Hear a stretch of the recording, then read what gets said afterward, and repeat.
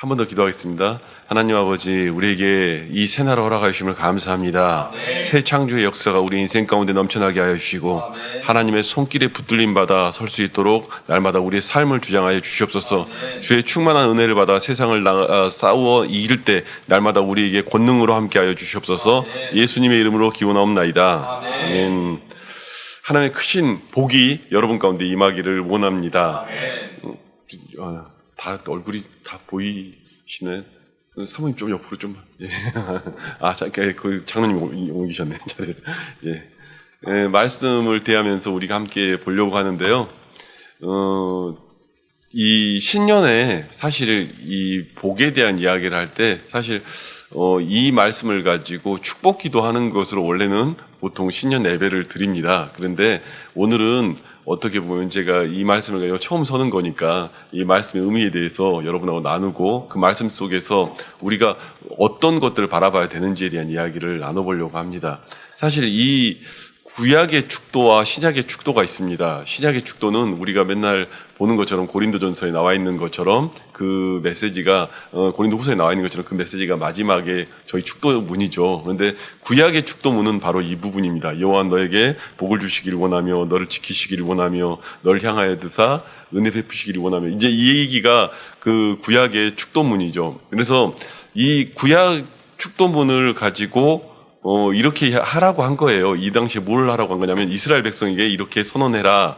어떻게 선언하라고 얘기했냐면 아론과 제사장들에게 이스라엘 백성들에게 이야기를 하라고 하면서 설명을 하는 거예요. 그래서 저를 봐보세요. 이렇게 한 거예요. 그들이 어떤 자세를 취했냐면 이렇게 한 거예요. 이렇게 하면서 그 가운 입고 이렇게 서서 이걸 읽는 거예요. 근데 이게 무슨 말이냐면은 이게 그 히브리 말로 히브리 알파벳에서는 쉰이라는 단어거든요. 그러니까 우리로 말하면 SH 발음 정도 될 거예요. 쉰이라는 발음인데 그게 그 엘샤다이 할 때 샤다이의 그 S 발음 쪽 그 부분이에요. 그런데 그것을 가지고 이렇게 하는 거죠. 왜 그렇게 하냐면 이것은 내가 말하는 게 아니라 하나님이 너희에게 말하는 것이다 하면서 하나님이 너희에게 이렇게 선언하기를 원하신다 하면서 선언했던 이야기가 이거기 때문에 그래서 이렇게 하면서 이야기를 했습니다. 그리고 그러한 것에 모든 따라오는 것들은 권세로 이야기를 하는 거죠. 그래서 그 22절부터 이야기할 때 이렇게 말합니다. 아론과 그의 아들들에게 말하여 이르기를 너희는 이스라엘 자손을 위하여 이렇게 축복하여 이르되 이렇게 하면서 이야기가 시작되는 건데요.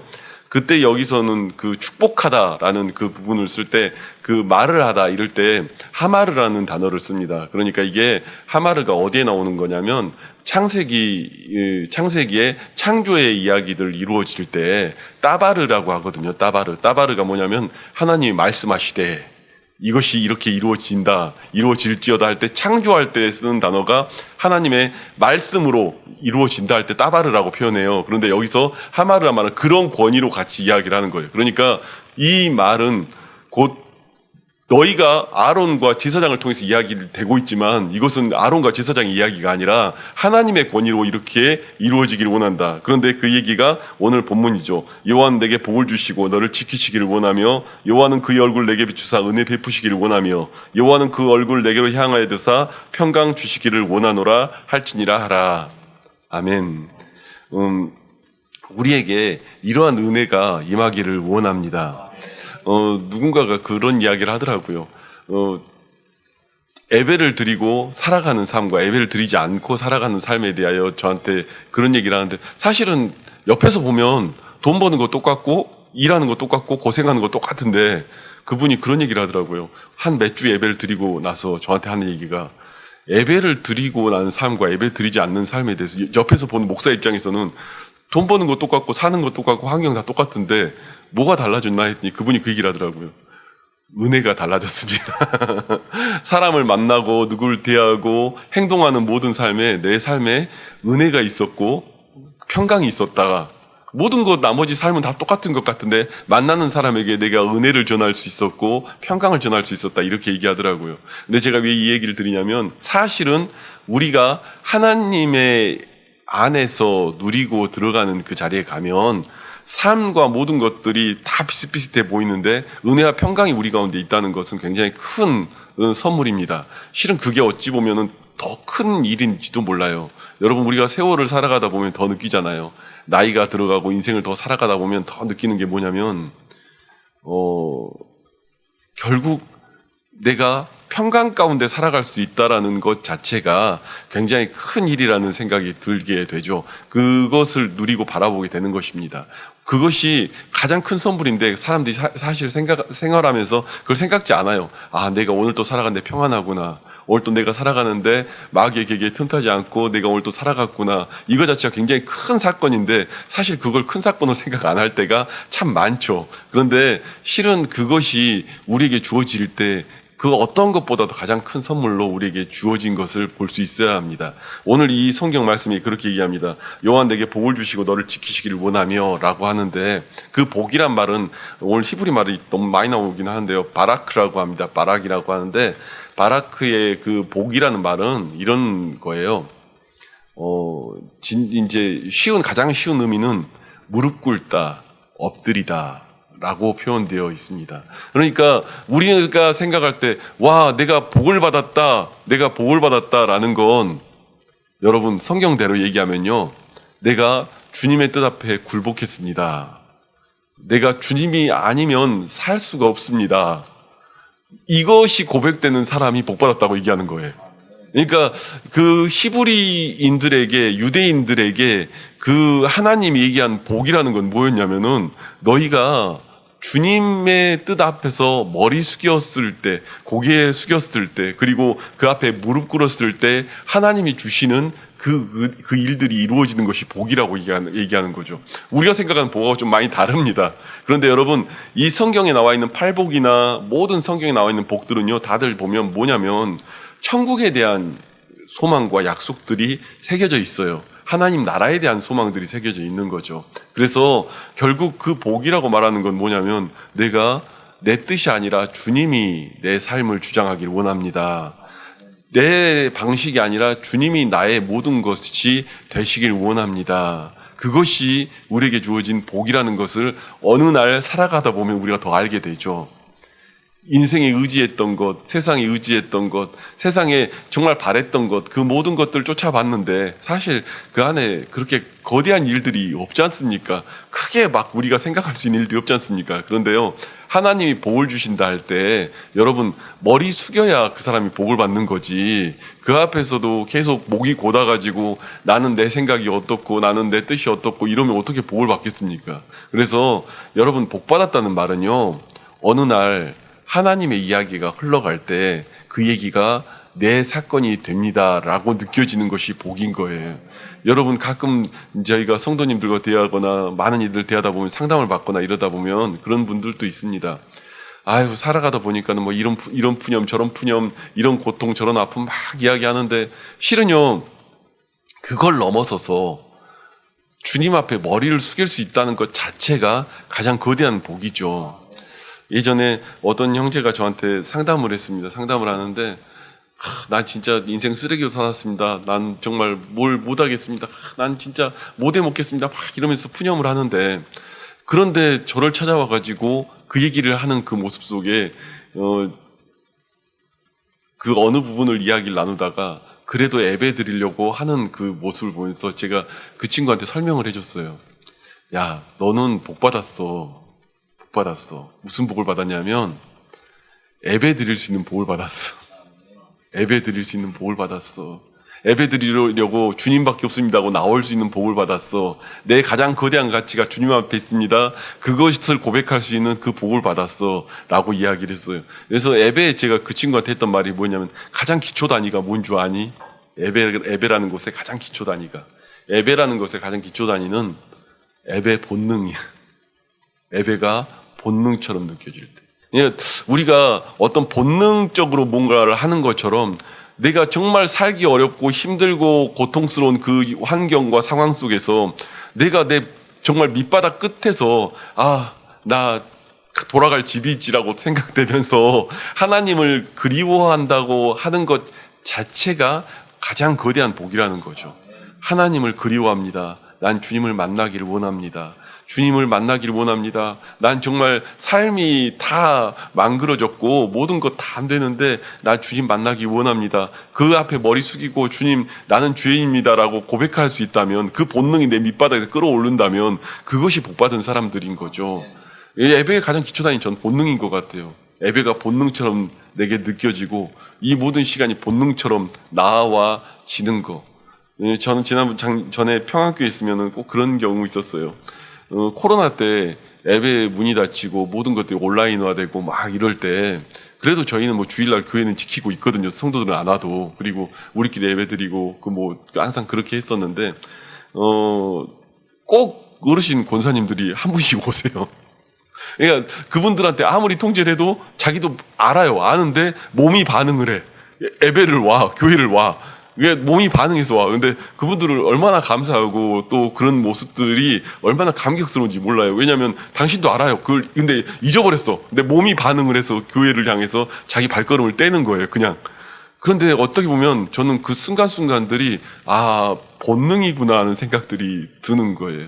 여러분, 우리에겐요, 이 시대가 더 예수 믿기 어려운 시대라고 사람들이 얘기합니다. 왜 그러냐면 너무 많은 것들이 풍족해졌고 좋아졌으니까요.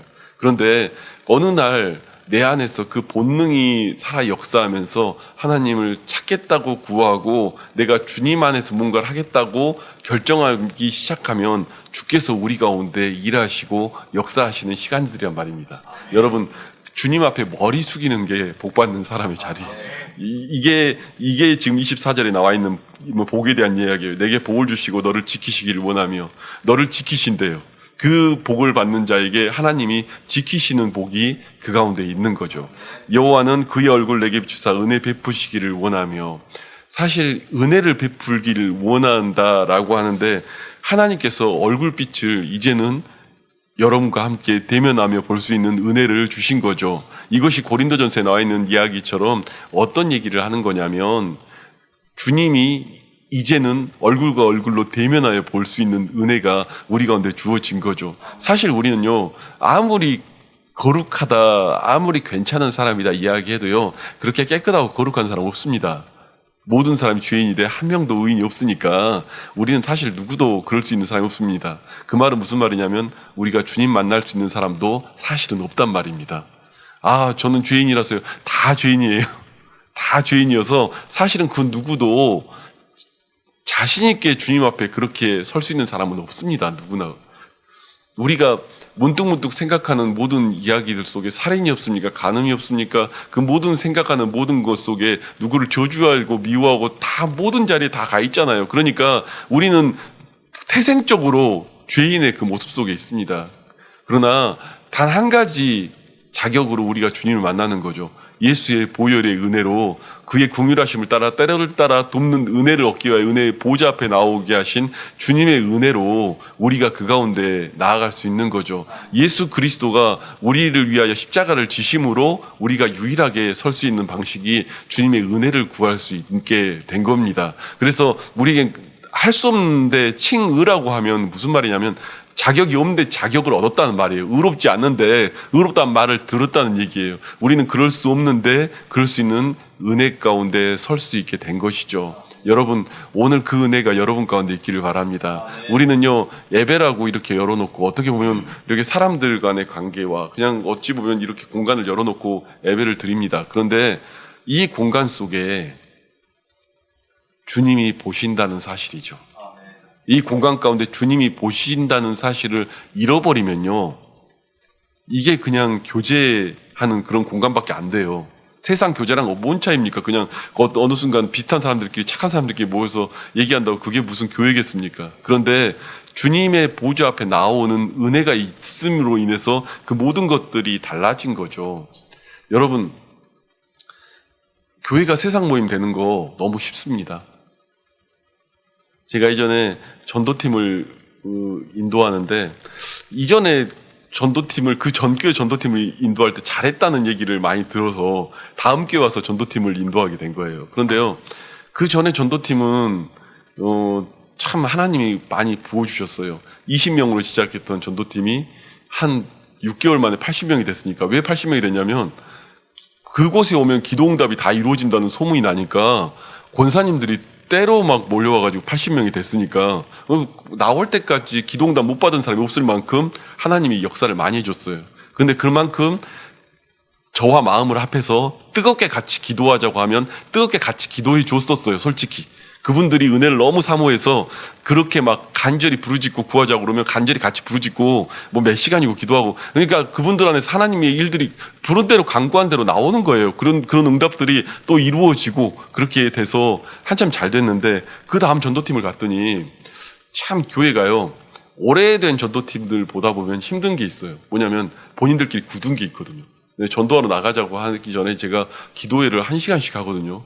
그러면 이 사람들이 벌써 말을 하는 거예요. 한 주 지나고 나서 몇몇 권사님이 저한테 얘기를 하는 거예요. 아, 목사님, 기도 시간이 너무 길어요. 기도 시간이 너무 길어요. 저한테 그러는 거예요. 그래서, 예, 알겠습니다 하고 그 다음 주에 다시 기도 인도할 때 제가 그 얘기를 했어요. 여러분, 기도가 하기 싫으면 여러분의 구원을 받았는지 한번 점검해 보라고 얘기를 했어요. 예배가 싫으면 여러분이 진짜 구원받은 하나님의 자녀인가를 한번 점검해 보라는 얘기를 제가 했어요. 왜냐하면 여러분 그렇지 않습니까? 이 본능인데, 은혜라는 건 본능이고 기도한다는 건 본능인데, 내가 하나님과 관계가 되면 기도가 즐겁죠. 그런데요, 하나님과 관계가 안 되면 5분 기도도 힘들어. 막 시간이 왜 시계에 안 가? 이렇게 5분 기도도 힘들어. 그게 사람이에요. 다 누구나. 제가 그 얘기를 하면서 좀 솔직한 이야기를 했어요. 전도가 안 되는, 전도하러 나가는데 기도 안 하는 전도팀은 여러분 사교 모임이지, 영적 싸움을 하러 나가는데 기도가 즐겁지 않다, 기도를 안 하고 우리가 예를 들어 이렇게 전도팀을 했다, 여러분끼리 교제 모임 하려고 끝나고 밥 먹고 같이 끓여 먹고 그거 하려고 모이는 거지, 그게 뭔 교회입니까? 여러분 사교 모임은 언제 가면 다 무너집니다. 하나님이 다 없애버립니다. 여러분끼리 모여서 즐겁고 놀고 이런 거는 하나님이 흩어버립니다. 왜냐하면 거기에 무슨 주님의 은혜가 있고 주님의 이야기가 있습니까? 여러분 권사라면서요, 여러분들 다 권사들이라면서요, 기도가 즐겁지 않으면요, 여러분 본질적으로 내가 구원받은 하나님의 자녀인가를 점검해 보라고 제가 한 소리 하고요. 또 그러고 났더니 담임 목사님 불러서 저한테 얘기하더라고요. 또 그런 얘기가 있더라. 그래서 제가 목사님께 얘기했어요. 기도 안 하는 전도는 저는 전도팀이 아니라고 생각합니다. 그 다음부터는 다시는 저한테 담임 목사님도 그 얘기를 안 꺼냈어. 그렇지 않습니까? 기도를 안 하는데 무슨 영적인 싸움을 하고, 저 밖에 있는 세상에 나가 있는 그 많은 자들에게 하나님의 이야기가 전달돼야 되는데 기도 안 하는 전도팀이 어떻게 됩니까? 애초에 불가능한 얘기죠. 그런데요, 그거를 너무 태연하게 싸울 것처럼 얘기하고 끝나고 밥 먹을 거 생각하고 교회에서 밥 주니까 밥 먹는다, 모인다, 그거 생각만 하고 있으면 그게 무슨 권사회고. 좀 얘기가 많이 갔습니다만은, 여러분 은혜에 대하여요, 하나님의 보좌 앞에 나아가는 은혜를 잃어버리면요, 교회는요 하나님이 촛대를 옮겨버립니다. 그냥 촛불 꺼버립니다. 그게 교회입니까? 주님이 머리가 안 돼 있는데. 사람이 머리가 돼 있는 교회를 주님이 원하지 않습니다. 인간이 머리가 돼 있는 교회를 하나님 원하지 않습니다. 주님은 우리에게 은혜 베푸시기를 원하고, 은혜의 보좌 앞에 나아오기를 원하고, 은혜의 시간 앞에 나아오기를 원하시는 거예요. 그러기 위해 우리가 예배라는 이름으로 이렇게 모여 있는 거죠. 사람 대 사람으로 대화하며 이야기하는 것 같지만 이것이 사람 대 사람의 공간이 아니라 주님이 이 가운데 통치하고 여러분의 삶을 보고 계심을 믿으시기 바랍니다. 이게 주님의 주시는 복의 이야기예요. 여러분, 우리에게 복을 이야기하는 것 같은데 그 복 속에 하나님의 손길들이 다 있는 거예요.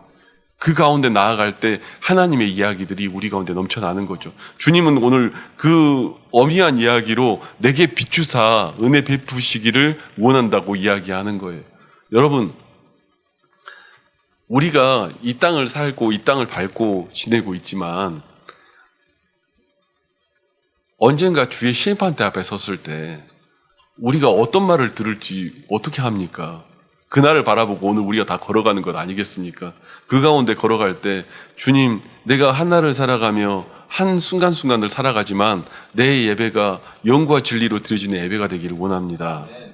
영과 진리로 드려지는 예배의 시간들이 되기를 원합니다. 구할 수 있길 바랍니다. 여러분, 이 모든 하나님이 복을 주신다고 하는 이 모든 복의 약속들은요, 여러분도 벌써 눈치를 챘겠지만 예배랑 관련이 있어요. 다. 이 제사장을 통해서 하라고 하는 이 복의 이야기의 의미는 예배랑 다 관련이 있어요. 나와 주님과의 관계된 그 예배 속에서 내가 받고 누리고 만나는 거예요. 여러분, 이 예배를 통해서 여러분에게 주님이 그걸 허락해 주시는 거예요. 얼굴과 얼굴 대면하는 자리를 허락해 주시는 거예요. 여러분, 우리가 그 대단한 사람들, 우리가 어렸을 때 보는 막 스타나 연예인들 보면서 야, 그 사람 한번 만나봤으면 좋겠다 이런 생각 하잖아요. 그런데요, 하나님께서 여러분의 얼굴과 얼굴 대면해서 이야기하는 시간이 이 예배의 시간이에요. 하나님이 오늘 우리에게 이것을 보고 말씀해 주시는 거죠.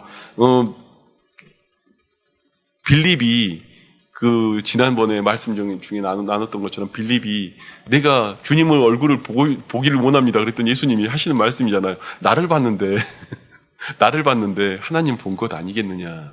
이것이 예수님의 이야기 아닙니까? 사실은 이 공간 속에서도 여러분의 삶 속에서 주님을 만나고 주의 얼굴 대면하는 은혜가 있을 수 있단 말입니다. 우리는 그냥 이 공간 안에 이렇게 주어진 것 같지만 주께서 모든 것을 넘어서서 우리에게 일하시고 말씀하시는 거죠. 끝으로 여호와는 그 얼굴 내게로 향하여 드사 평강 주시기를 원하노라 할지니라. 주님 안에서 얼굴을 내게 비추사, 얼굴을 내게로 향하여 드사. 이것이 무슨 말이냐면, 여러분, 은혜가 여러분 가운데 임하면 이 복이 임하기를 주님이 원하시는 그 복은 뭐냐면요, 여러분의 삶에 소망이 생기기 시작합니다.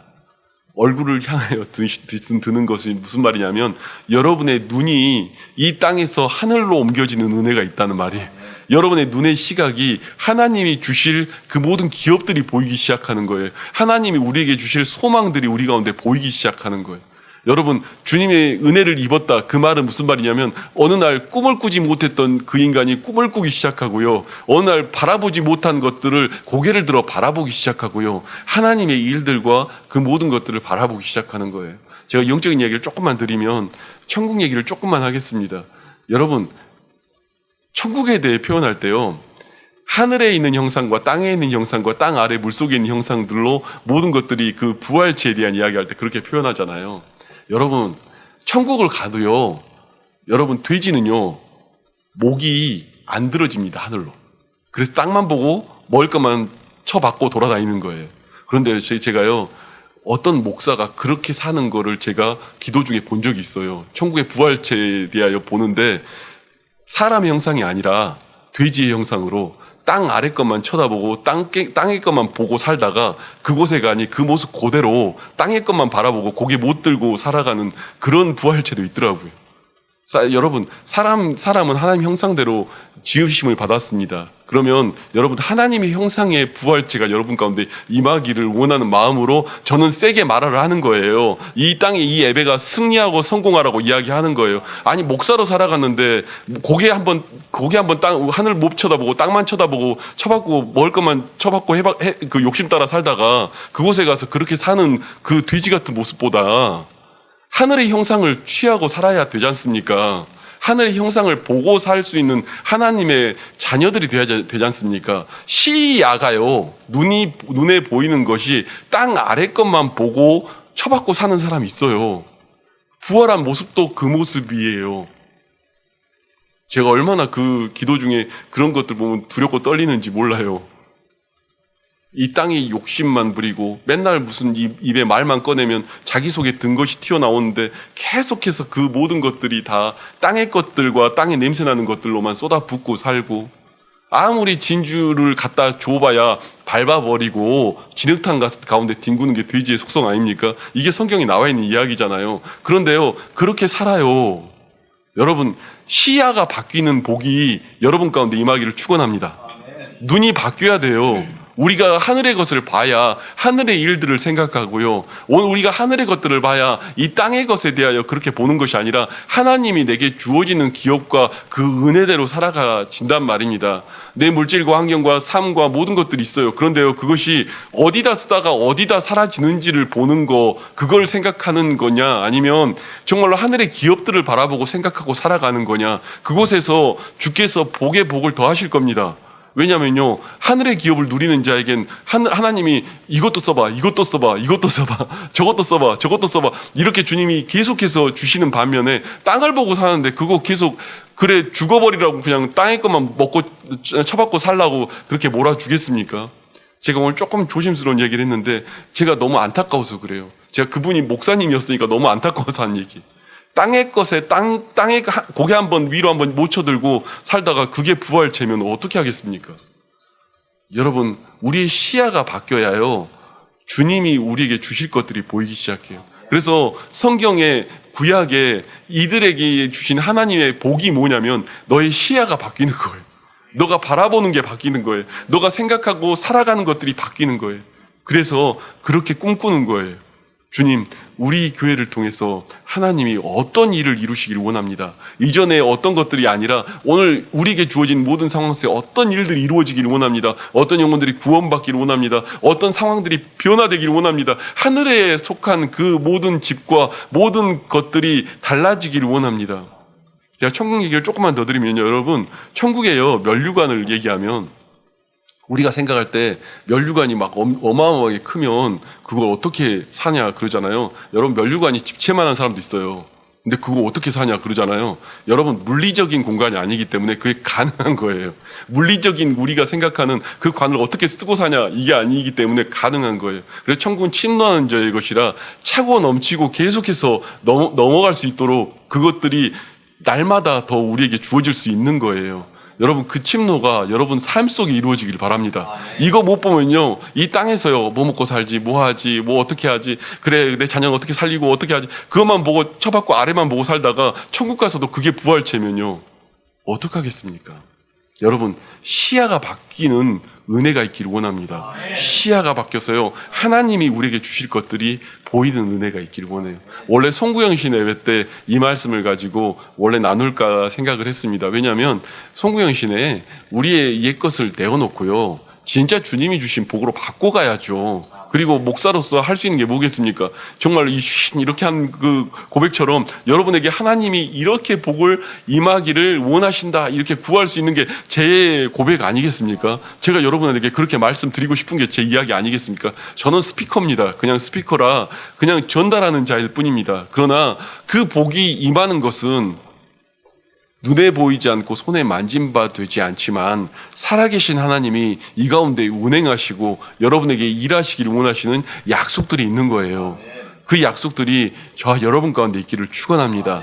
그 복으로 여러분의 삶 속에 인도함 받기를 원합니다. 오늘 이 시간에 우리가 주의 이야기를 취하고 살아갈 때 주님 안에 승리가 되기를 원합니다. 오늘 이 시간 제가 오늘은 신년 예배라 여러분 통성기도 놓고요, 제가 기도하고 그 기도에 여러분이 아멘함으로 하나님의 은혜가 있기를 원합니다. 기도하겠습니다.